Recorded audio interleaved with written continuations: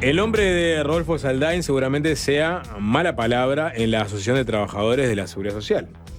Este abogado especializado en legislación laboral y seguridad social participó de la reforma de los 90 que llevó a nuestro país al sistema multipilar y creó las AFAPs. Más recientemente, fue el principal referente intelectual de la reforma aprobada por el gobierno que elevó de 60 a 65 años la edad mínima de retiro y a la vez parece encaminado a convertirse también en la principal, o al menos una de las principales, voces críticas del plebiscito que impulsa el PIT-CNT.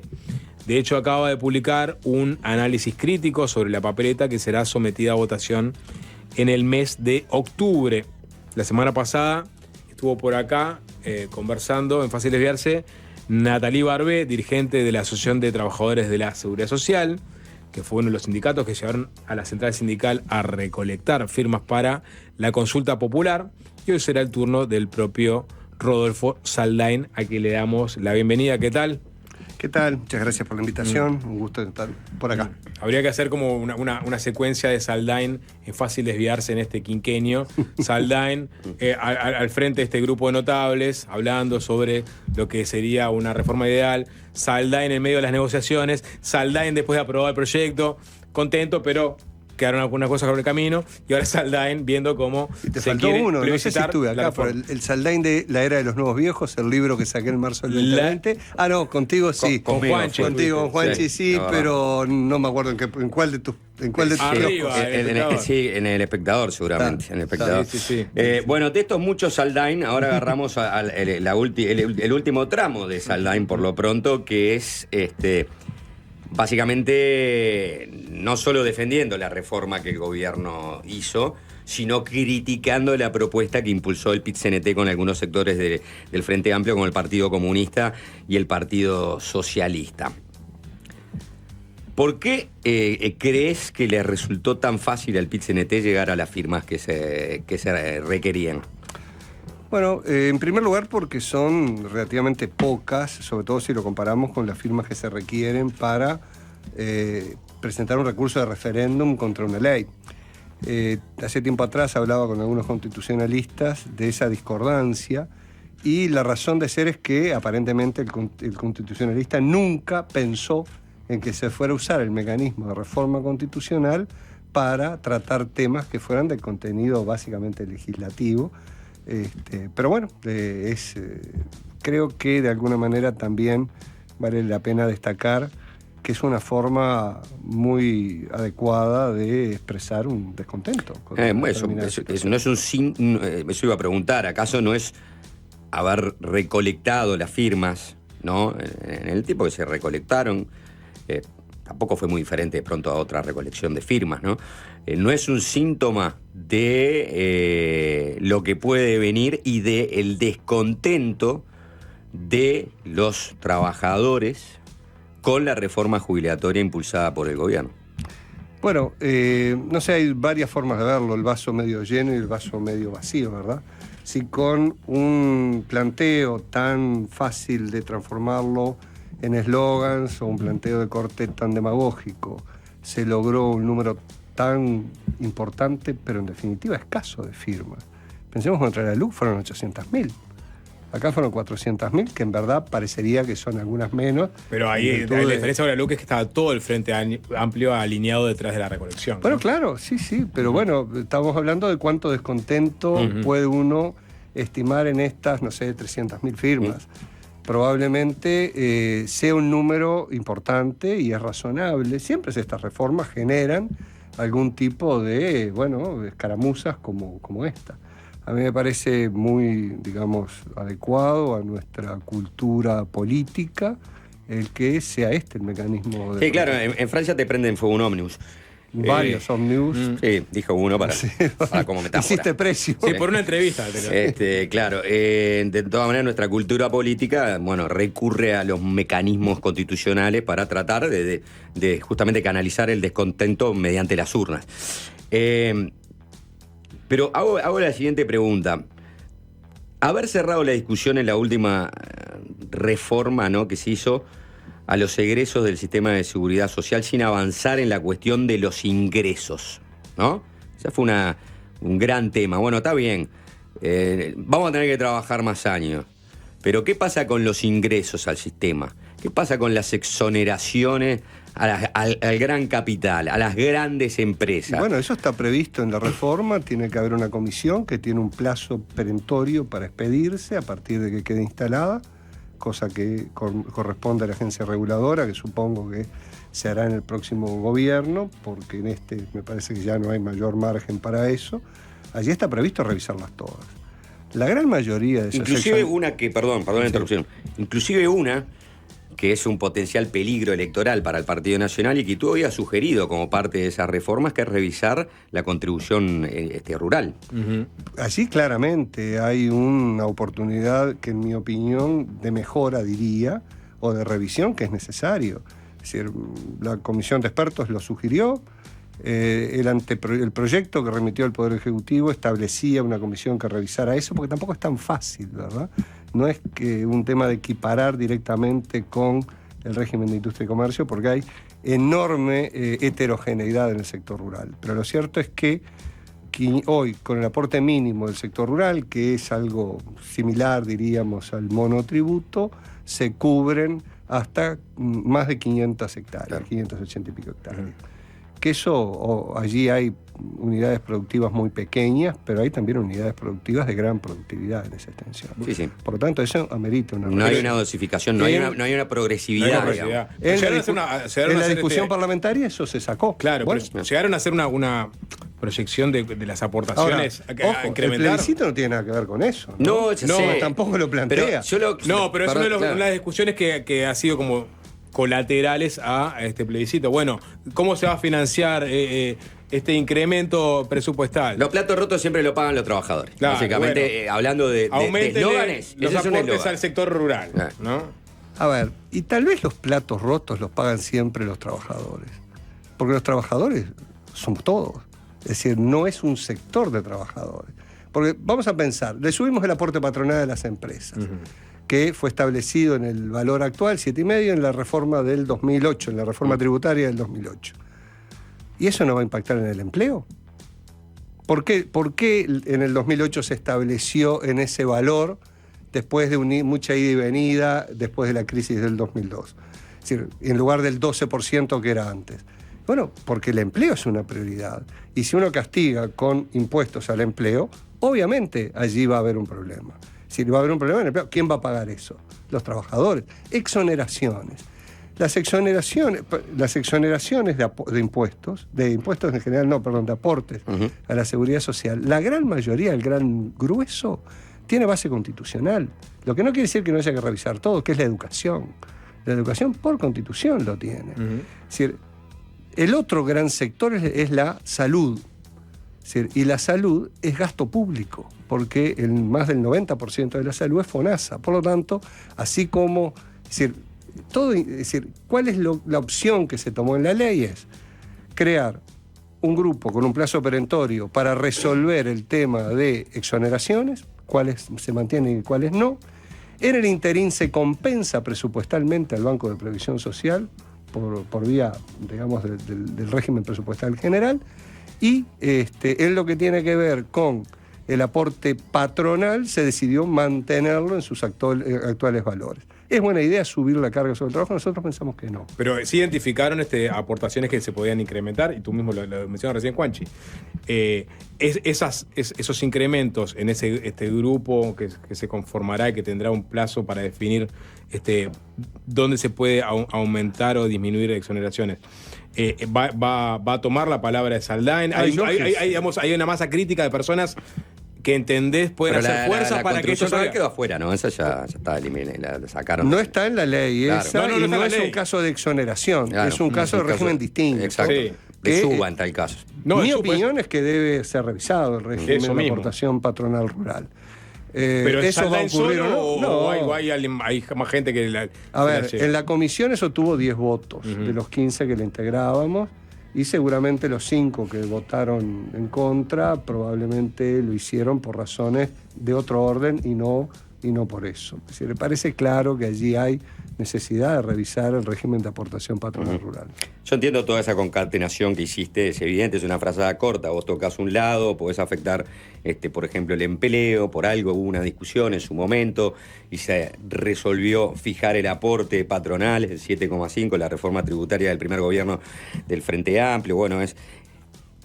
Ahora bien, hoy de alguna manera salía esta frase, ¿no? Mientras estábamos conversando, antes que arrancara el programa, tratando de parafrasear al presidente, ¿no? El gobierno fue duro con las personas y suave con las empresas. Eso puede ser una imagen. Yo no estoy de acuerdo con la que con se eso. queden No estoy de acuerdo con los esa que frase. entiendan que la reforma jubilatoria pasó por ese Esa lado. frase es tuya, yo no la voy a suscribir, no estoy de acuerdo con Es esa un meme, frase. creo. Es decir, porque además, a ver, ¿quiénes se pueden jubilar con 60 años?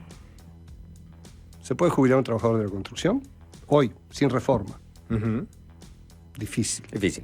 Un trabajador doméstico, difícil. Un rural, difícil. Y eso está estudiado.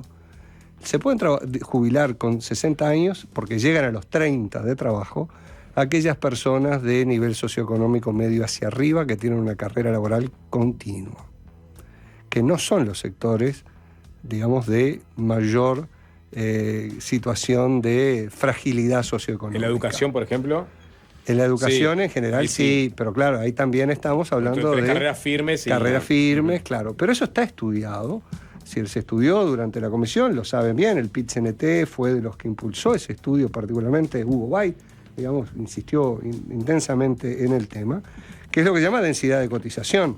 Si nosotros dividimos todos los aportantes del BPS en tramos de un 20%, si llegan a configurar los 30 años de trabajo, una minoría nada más. Los de los quintiles más bajos de ingreso ni ahí llegan. Tienen una densidad de aportación de 50%, es decir, que cada 2 años de potencial trabajo registrado tienen uno. Es decir, es gente que tiene, digamos, trabajo fuera de la formalidad de manera intensa, ¿verdad? Yo hago este recorte de Saldain y es un argumento a favor de los que impulsan el plebiscito. No, al contrario, porque es un... Depende a quién quieran Pero me explico beneficiar. en un pensamiento más esquemático. Bueno, hay mucha gente que no puede acceder a una jubilación. Y no con el plebiscito tampoco. Si el plebiscito le sigue pidiendo 30 está bien, años. pero ahora te están diciendo, está bien, te está diciendo que en un claim básico, jubilate a los 60. Después, pero eso no es verdad. Uh-huh. Eso es parte de un eslogan, pero el jubilate a los 60 aplica a un funcionario público, puede aplicar a, digamos... A la enseñanza. Puede aplicar a la enseñanza, pero... te diría que el 40% de los aportantes al BPS no llegan ni ahí a eso, llegan a tener 15 años, 20. Es decir, eso también es parte, es decir, cuando acá se dice, y esto lo dijo el PIT-CNT en la comisión, que ellos estaban de acuerdo en, digamos, buscar una forma de reconducir a un equilibrio financiero al sistema, se olvidaron, ¿verdad? En aquel momento presidía el PIT-CNT Fernando Pereira, esto está escrito por ellos, ¿verdad? Siempre y cuando no afectara a los sectores de menor ingreso. Este plebiscito no piensa en los sectores de menor ingreso, todo lo contrario. Es decir, particularmente la forma en que están planteando el mínimo jubilatorio, que vuelve a un mínimo de tarifa plana, un salario mínimo nacional. ¿Qué es lo que está significando? Primero, está olvidando que las personas, que son las que tienen que tener un ingreso básico, es decir, tienen otro tipo de ingresos. Es decir, ahora se habla de una ley interpretativa que diga, no son cada jubilación y pensión, sino que son las personas. No cabe esa ley interpretativa. Un texto constitucional hay que pensarlo muy bien, porque toda ley interpretativa que diga algo distinto a lo que dice la Constitución es inconstitucional. Es decir, el esquema del suplemento solidario es muchísimo más potente que el que está planteando ahora la reforma del PIT-CNT. Rodolfo Saldain, tenemos que hacer una tanda y después lo vamos a meter justamente con la papeleta, ¿no? Para aprobar esta reforma jubilatoria, con algunos otros aspectos de la reforma jubilatoria también que tienen que ver con la reforma que hizo el gobierno, pero con lo que quiere aprobar y instalar en la Constitución los impulsores de este plebiscito por la seguridad social. Y vamos a arrancar explicándole a la gente por qué aprobarse esto, no sé, van a caer las 7 plagas de Egipto sobre el Uruguay. ¿La respondés después de la tanda? Y algo antes. este plebiscito no es contra la reforma del 2023. Es contra la reforma de 1995, fundamentalmente, que se mantuvo durante los 15 años. La revancha de las AFAPs, decís. Ese sería el titular. Algo por el estilo, algo por el estilo. Rodolfo Saldain, con él estamos hablando, abogado especialista en trabajo y seguridad social y la cara de la reforma jubilatoria, si se quiere, y la voz. Desde la parte técnica, ¿no? Estoy hablando de la reforma jubilatoria de este gobierno. Ahora estamos hablando de la que propone el PIT-CNT con algunos sectores del Frente Amplio y que se va a plebiscitar el domingo de las próximas elecciones nacionales. Y yo, una pregunta con tintes así un poco mitológicos, le trasladaba a Saldain antes de cerrar el bloque anterior. ¿Por qué se repite por tantas personas, no solo por Saldain, he escuchado diferentes economistas de distintos partidos políticos, distinto pelo, si se quiere, ideológica, hablar de que si esto se aprueba van a caer las 7 plagas de Egipto sobre el Uruguay? Bien, te podría contestar citando unas frases de Astori en un reportaje del año 2018. En Semanarios Crónicas, que están en la página 48 del libro que mencionaba. Pero prefiero ir a una explicación un poquito más improvisada en este momento. Y es esta. Lo primero, Uruguay ha construido una imagen de credibilidad a lo largo de décadas y de respeto de normas y de reglas. Esto implica la mayor violación de esa política del Uruguay, en tanto implica una retroactividad generalizada de hasta 28 años en un sinfín de negocios jurídicos. Por supuesto que lo que es el grado inversor, que es algo muy etéreo, pero que implica en una sola... Uruguay emite aproximadamente 4.000 millones de dólares por año para financiar su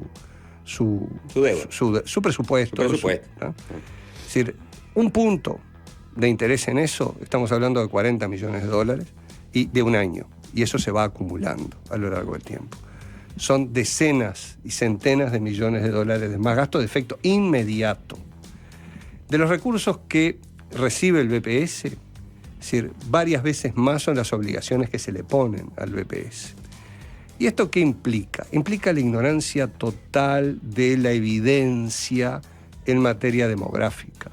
Es decir, porque hoy nosotros estamos viviendo en el Uruguay algo que es bastante evidente, el proceso de envejecimiento y de caída de la población en edad de trabajar. Hoy tenemos aproximadamente 3 personas en edad de trabajar por cada persona mayor de 65 años, de los cuales trabajan 2. Vamos camino a tener 1 y algo, 2 en las próximas décadas, pero ahí a la vuelta de la esquina. Es decir, y por lo tanto el nivel de productividad que se les va a exigir a esas personas para poder financiar el estado de bienestar, y esto no tiene color político, todos quienes han estudiado el tema están de acuerdo en eso, es imposible de lograrlo con la población en edad de trabajar que Uruguay va a tener. Por lo tanto, ¿qué han hecho los países que han lidiado mejor con el envejecimiento poblacional? Y son países que han envejecido antes que nosotros. Son básicamente los países de la Europa nórdica, es decir, Suecia, Dinamarca, Noruega. Todos tienen esquemas de ahorro individual. En el caso sueco, obligatorio. En el caso de Países Bajos, lo acaban de cambiar era de un esquema de ahorro de tipo colectivo, lo acaba de cambiar a un esquema de ahorro individual a partir de enero del 2023. Uruguay de alguna manera había avanzado bastante en ese camino con la reforma del año 95. Pues bien, esta iniciativa de Prosperar hace que todo eso marche hacia atrás y Uruguay va a camino a una situación donde difícilmente logre financiar el estado de bienestar que conocemos y muy probablemente la economía del país entre en una situación sumamente compleja y de crecimiento económico. Pero hablando mal y pronto, los defensores del sí, de este plebiscito, dicen, pará, acá hay un montón de guita, pero un montón de guita, miles de millones de dólares en las AFAPs. Nosotros vamos a tomar esa plata, no es que se la vamos a confiscar. Simplemente con esa plata podemos financiar prácticamente por 20 años el nuevo esquema aprobado por el plebiscito. Y allá... Eso no es verdad. Y allí habrá 4 gobiernos, ¿no?, para tratar de buscar la vuelta de financiamiento o del nuevo financiamiento de la reforma que entraría en vigor si fuera aprobada. Con todo respeto, yo no le he escuchado decir eso, pero quien diga eso no dice la verdad. En verdad, hay una confiscación de 24.000 millones de dólares que están en cuentas de las personas. Eran 22 hace unos meses, ahora son 24.000 millones. Es decir, y no va a durar 20 años. Es decir, ni ahí dura eso. Las estimaciones que presentó el Banco de Previsión Social dicen lo contrario. Es decir, las que hizo Simbe también dicen otra cosa. ¿Y por qué al día de hoy no tenemos un solo número de quienes proponen esto? Porque esto ¿cómo se hace una política pública? No se hace en la sede del PIT-CNT en una reunión que dura 5 horas y se larga una decisión y después una papeleta muy mal escrita, con total falta de conocimiento de la materia que se estaba escribiendo, y sin ningún documento. Esto se hace al revés. Se dice, bueno, quiero hacer tal cosa, los impactos son tales o cuales, es decir, la evidencia. Esto va en contra de todo. Ana apareció, no sé si vio Saldain, una entrevista que hicieron a Jorge Notaro. Bueno, Saldain tuvo el placer de debatir con Jorge Notaro en Desayunos Informales. Bueno, perdón, claro, estaba Saldain. Estaba yo. Sí, perdón. Lo que pasa es que fue el protagonista Notaro. Me he olvidado. Bueno, pero a ver, quiero ir a la famosa pizarra de Notaro. Quiero respetar a Notaro, que fue un economista de fuste, que bueno, está, no sé. Pero quiero decirle... mal momento, esa cifra que presentó Notaro de qué gasto insumiría el hecho de equiparar las jubilaciones y pensiones al salario mínimo, ¿no? Hizo unos números que muchas personas dijeron que se presentó de una forma un tanto, digamos, rudimentaria. No, yo no quiero hablar de ese pero esos números no son válidos, los que presentó Notaro. De ninguna manera son válidos. Es decir, a ver, el BPS hizo un estudio a fondo, lo presentó el 7 de febrero en el Parlamento, por sus equipos actuariales. Simbe hizo lo propio con otra metodología, les da un resultado similar. Eso, digamos, para discutirlo, tiene que haber un estudio, no una pizarra esbozada ahí en 2 minutos en un programa de televisión. No es así. Realmente eso es la demostración de una improvisación inadmisible en la formulación de una política pública de esta importancia.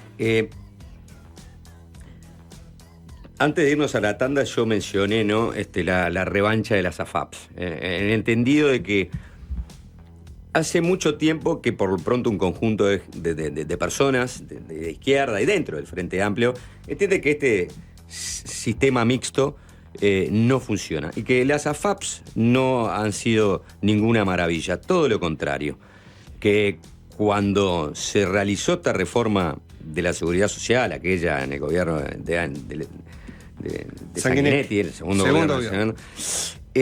Venían a decirte que las AFAPs iban a tener una rentabilidad que parecía que ibas a ganarte la gallina de los huevos de oro. Yo la verdad no recuerdo si eso era lo que decían, porque tenía 16, 17 años cuando esto ocurrió y mi preocupación no era la jubilación en ese momento, ¿no?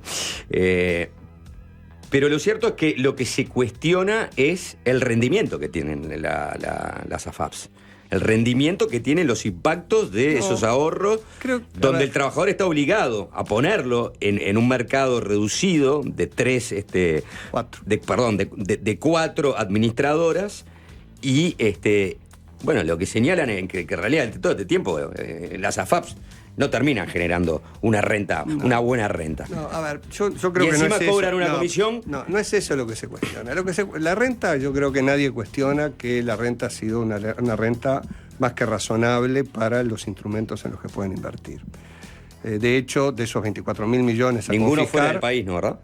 Sí, como en un 15% fuera del país. En bonos, ¿no? De estados. En instrumentos de otras características, es decir, no en título de renta variable. Perfecto. Bien.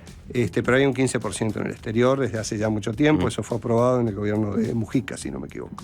Es decir, lo que se cuestiona es el nivel de comisiones que tuvieron las AFAPs. Y ese cuestionamiento es totalmente válido. Ajá. Y fue totalmente válido hasta que, ante lo que rápidamente se evidenció como que el mercado no funcionaba, es decir, recién, con cierta demora, en mi opinión, en la ley 19.590, a partir del año 2017-18, se establecieron topes que han funcionado. Y hoy el nivel de comisiones de administración de las AFAPs es un nivel que está bastante alineado con lo que es el costo de un fondo de inversión. O sea que digamos, de el propio Frente Amplio podría decirle a otros frente amplistas que apoyan este plebiscito, cuando hablen del tema de las comisiones y lo alta de las comisiones, decir, no, ese tema ya lo solucionamos nosotros mismos en el segundo gobierno de Vázquez. Sí, fue en la misma ley, la ley de los cincuentones. En esa misma ley se incluyó una norma. Otro tema, que ahora además en esta última ley, por la forma en que se diseñó, para los nuevos trabajadores entre los primeros 3 años la comisión es 0. Las 4 FAP van a comisión 0. Y tampoco hay otro componente, que es lo que cobra el Banco de Seguros del Estado, que ese también tuvo un desalineo muy grande, es decir, y que todavía probablemente lo mantenga en alguna parte, porque allí tuvimos un proveedor monopólico, de hecho, el Banco de Seguros, 4 clientes cautivos, y el que lo paga ni sabe que lo paga, ¿no? Pésimo diseño. Esto ahora varió en parte, pero todavía allí, digamos, había problemas. De todas maneras, el problema central de las comisiones creo que fue muy razonablemente conducido con esa reforma del 2017-2018, que fue acentuadora, y puede haber eventualmente otras mejoras. No en la rentabilidad, porque más de la mitad de lo que tienen las personas hoy en sus cuentas es producto de la rentabilidad. Y un 20% de esa inversión está en el sector real de la economía. Estamos beneficiándonos de obra pública con inversiones del ahorro de los uruguayos. Es decir, una de las últimas licitaciones de importancia que se hizo, llamado de importancia, fue la renovación de flota de Montevideo, para pasarla por la Intendencia a eléctrico. ¿Y quién lo financia eso? El ahorro que administran las AFAPs, es decir, con un fideicomiso.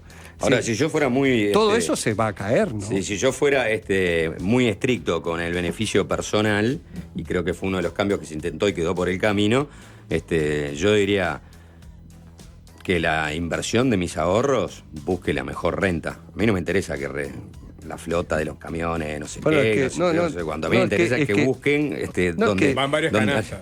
Donde vaya el mayor rendimiento. Es que, se busca el mayor rendimiento en condiciones de seguridad razonables al objeto de ese ahorro. Claro, no puede timbiarse la plata del ahorro individual. No, yo no te digo de ponerla en la bolsa de Wall Street, en una sola acción de una compañía tecnológica, pero a lo que voy es que se podría abrir más el espectro de inversión del instrumento. Sin duda hay un margen para mejorar eso. Ahora, nada de eso tiene que ver con el plebiscito. No, ya sé. Quiero ir a la papeleta que dice que quedan prohibidos los sistemas de ahorro individual con destino jubilatorio, es decir, las AFAP, ¿no? No solo las AFAP, otras cosas también. Bien, pero para ver si entra en contradicción con el programa del Frente Amplio o no. Los sectores dentro del Frente Amplio que apoyan el plebiscito, si entran en contradicción con su propio programa o no. Porque el programa del Frente Amplio habla de impulsar este sistema de seguridad social con los 3 pilares: el solidario, el reparto intergeneracional y de ahorro no lucrativo. No lucrativo. De ahorro, no de ahorro individual, de ahorro no lucrativo. Antes decía ahorro individual, después un momento por ahí cambió eso. Bueno, por eso me queda la duda. ¿Entran en contradicción los sectores del Frente Amplio que apoyan el plebiscito con lo que dice el programa o no? Al poner de ahorro no lucrativo.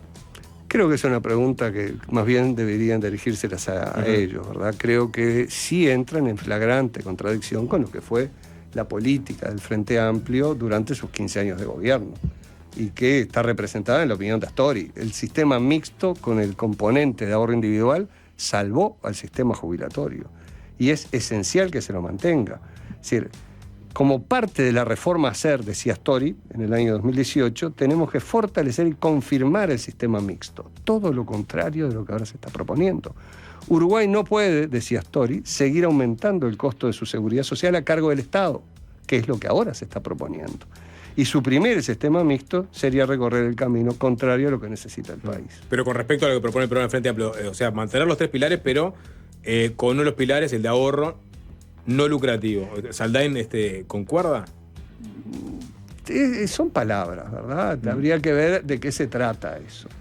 A ver, cuando hablamos del lucro, es decir, que es digamos, ustedes entienden algo de semiótica, ¿verdad? Y sí, lo que se está tratando es de denostar una actividad que es la actividad que hace cualquier empresa que tiene digamos, una participación en un mercado. El Banco de Seguros, es decir, también en su seguro de accidentes de trabajo, tiene por ley un margen de 10% de beneficio, que ahora pasaría a estar derogado. Es decir, cuando se habla del lucro, ¿se está hablando solo de las AFAP o se está hablando de mucho más que de las AFAPs? A ver, las empresas de cobranza, las redes de cobranza, las empresas que suministran tecnología al BPS, es decir, ¿no lucran? Claro que lucran, claro que tienen su beneficio. Lo que pasa es que hay un intento, me parece, de denostar a la actividad privada, con el cual yo claramente no puedo estar de acuerdo. El no lucrativo tiene que ver también con las eventuales comisiones que puedan llegar a ganar. Sí, claro, pero a ver, ¿eso qué quiere decir? ¿Que el Estado es más eficiente y va a trabajar con menores costos? ¿O no? En todo caso tendremos otro debate si el Frente Amplio gana y llama a una gran mesa por la seguridad social y quiere, digamos, instalar esta nueva concepción. Es decir, a ver, hay muchas formas de poder organizar un sistema de ahorro individual obligatorio o casi obligatorio. Es decir, Uruguay optó por una en el año 95, otros países han optado por otra. Probablemente el caso que más estudiamos en la comisión fue el de los suecos. Hicimos 4 seminarios con la agencia sueca, con la gerencia encargada de administrar el esquema de ahorro. ¿A qué edad se jubilan los suecos? Obligatorio. Depende. Los que tienen un esquema complementario pueden acceder al esquema complementario autofinanciado antes, a los 63, 64, por ahí no me acuerdo bien. Es decir, pero la edad general de jubilación... Tendría que revisarlo, no lo quiero improvisar, no. Yo quiero saber si estudiaron la expectativa promedio de vida del sueco. Claro. No seas malo, no me... la curva poblacional. ¿Y cuántos sectores están excluidos, no? Que esa es otra gran discusión, ¿no? Porque hay los trabajos lo que son sí muy te puedo heterogéneos. decir es que no hay ninguna constitución en el mundo que prohíba el ahorro. Bien. Vamos a ir a tener digamos...